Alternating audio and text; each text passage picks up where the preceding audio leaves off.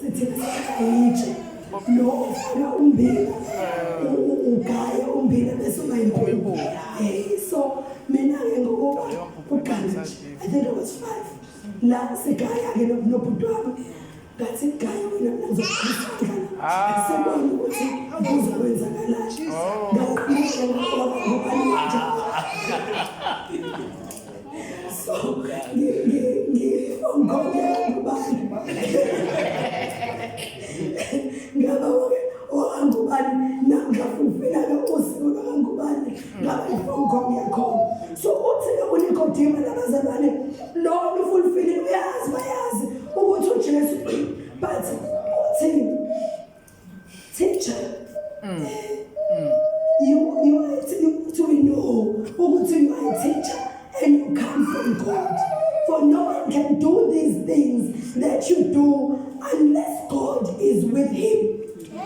Ngamanye amazwi uthi khona siyabona yebo uthisha but khona izinto akekho umuntu ongenza lezi zinto unless God is with him. Ngamanye amazwi yebo umJuda yebo uzenzile zona kodwa khona ezinye izinto ozenzayo ezenza sibone ukuthi wena wehlukile kune-ordinary Juda, ngoba iJuda nje le-ordinary alizenzi lezi zinto yizini lezi zinto ezihlukile.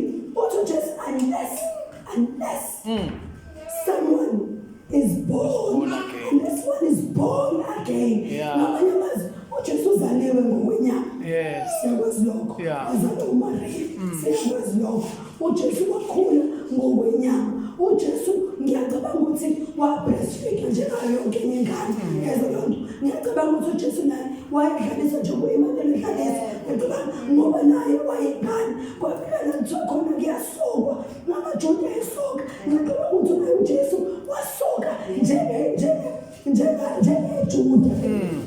But something was different. Amen. We are different. We are born of God. Something in us is different. UmZulu, umSotho, umTswana, kodwa umuntu uJesu, you've got something different. What's the most assuredly, unless one is born again. Amen. Ngamanye amazwi kuthe kunama kingdoms la kwaZulu Natal kune kingdom yamaZulu. And uba kuleyo kingdom ngokuzana lekade ngisho ukuthi kuke kwenzeke iphutha kwi-society yethu ukuthi umKristu noma ibandla lithathwe lifakwe kwe-religion.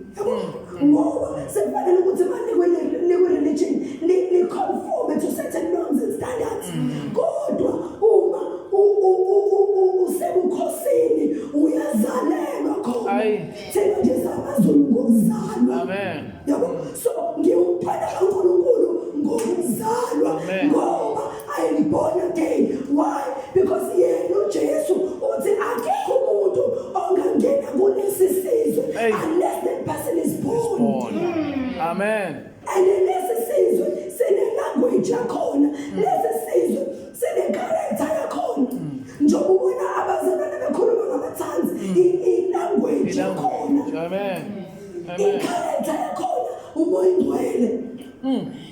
I-character yalesi sizwe sethu, umoya ingcwele, who lives in us. Uye omulda ukuhamba kwethu. Khona inkulu lithi uhlala kimi, nami ngihlale kuwe. Bese lithi kunale part elithanda, lithi uyena owenza umsebenzi. Amen. Uye owenza umsebenzi. That's our character. So we are born of God, bazalwane. We are born of God. Say, bazalwane. Let's see Ephesians chapter 2 verse 10. Uthi ukuhlabelelayo ngoba thina we are born of God. Kunentulo elithi Ephesians chapter 2 verse 10. The New King James. Yes.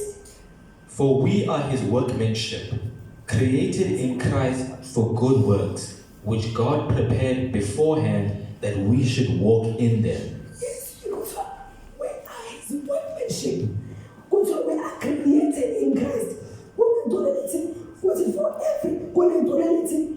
Every praise every praise is to our God. Every word of worship is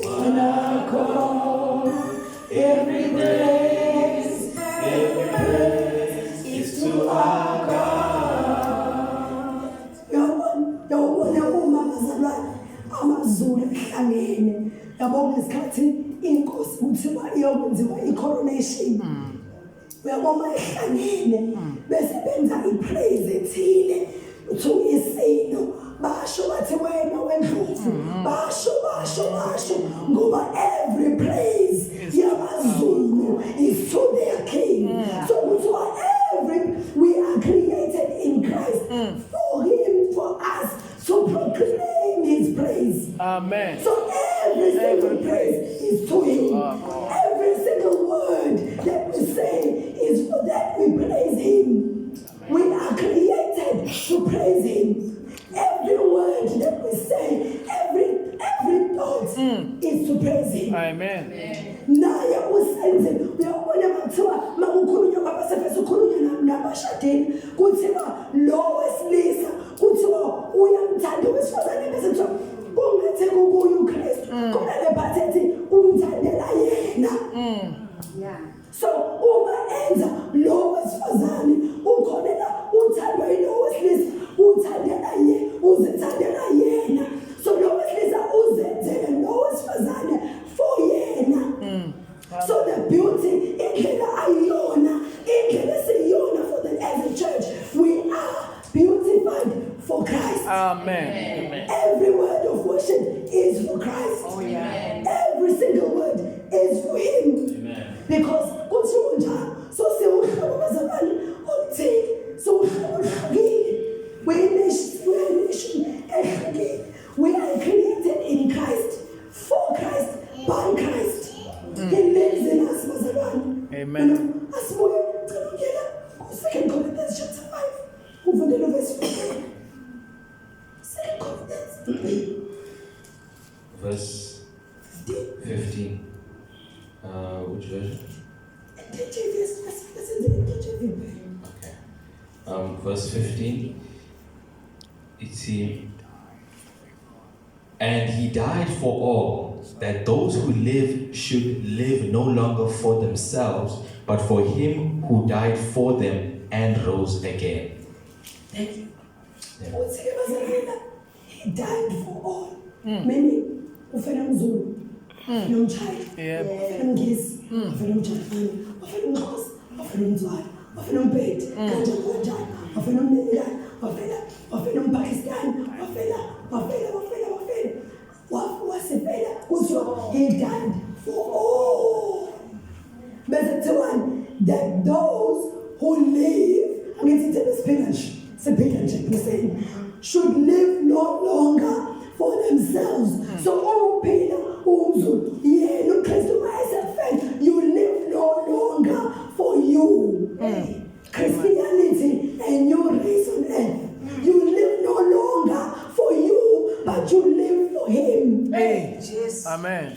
You live no longer for yourself, but for him who died for them and rose again. He did not only die.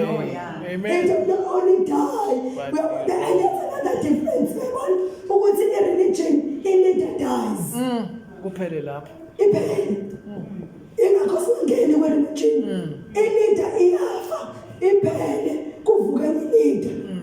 Yabo kwamanye ama-religion uma nje ubaba umZola eyilida kusho ukuthi uma ethula undodana uzothatha nondodana umathula kanjalo nomunye undodana uzothatha i-religion leyo. But yeah, there's one later. Hey. Amen. He only died once and he rose again. Yabona wavakasha nje uphinde wabuya. Wavakasha nje wadlula. Uthi second Colossians, kuthiwa he made them their prisoner. Bona becabanga ukuthi uyiprisoner yabo. Kodwa kuthiwa he made them their prisoner. Because yena akafi. Wafela la fiwa khona wathatha abanye. What this don't belong here. Amen. That is who we are. He died for all, so that we live no longer. So that we live no longer for ourselves, but for him. Yes, Mr. This morning, I met a video he posted on status. I just happened because I don't think you're coming. It's a mountain of Sisilo. Uthi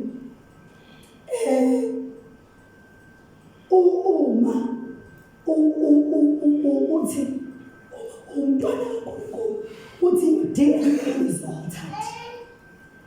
Angithi uma njengomZulu ebona lento ukuthi ekhaya mina ubaba wakampatha. Right? Esho kodwa angithi emzimbeni wami kunegazi lakampatha. Yabo kukhulele ekhaya omanga nzabo. Kodwa emzimbeni wami kunegazi lakampatha. Ngale ukuthi uma ngiqhamuka yazi ukuthi kwathi nginyanga kunomuntu wesize ekhaya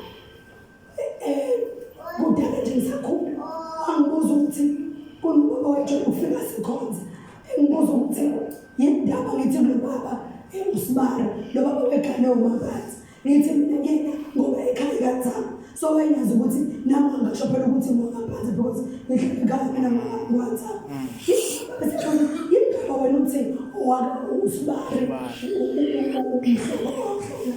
ithi mina ngikhala umdadewethu wabathi ngoba unkosikazi wakho mama ithi mina ngaphansi usethi kuphi ithi mina esho amanga athi kuphi esho ngithi mina papa akhasha izandla athi ubani ubaba wakho ngisho athi ngathi umzala wami ngithi mina awungazibona leyo nto no andi usizekhaya umzala kababa wami uthuso sethi ngimtshela ukuthi athi yena noandi bashadele kaPhumusi kodwa ezala umaZulu uma wakhe noma ngababa wami bayalamana abakaZulu so uma washadela kaPhumusi uma washadela kaMpantsi athi umzala wami lo so ngiza ukuthi mase ngisho aqala athi yazi washo kufana noSibanibani ingane zakhe ngizama njalo ukuchaza lento ye-DNA ukuthi mina nje siphawu sami mama isiyafana nje isigaba so ngizama ukuthi kwe-DNA yami yakaPhantsa kuyabonakala kunezinto ozibonayo ukuthi lona owakaPhantsa kunezinto yazi ukuthi ngathi ngiya khona ngokuqala bathi baphaka sengicela ningangiphakela ithanga angilidli uma bazogogo khona wathi yakhona ngempela lengane